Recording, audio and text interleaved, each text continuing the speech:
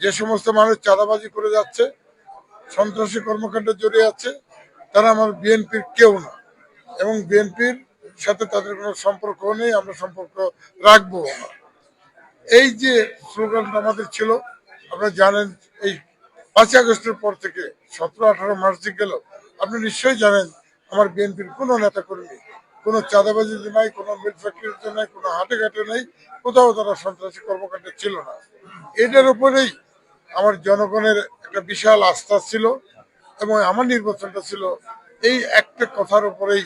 সেটি হচ্ছে এই যে সন্ত্রাস চাঁদাবাজকে দূর করতে হলে আমাদের ঐক্যবদ্ধ থাকতে হবে এবং আমার সম্মানিত ভোটারদের ধারণা বিশ্বাস জন্মেছে যে না, অবশ্যই অবশ্যই আমরা যদি তবিকে ভোট দিই ধানের শেষে, তাহলে আমাদের প্রত্যাশা পূরণ হবে, একটা সুন্দর ধামরাই গঠিত হবে, একটা নিরাপদ ধামরাই থাকবে।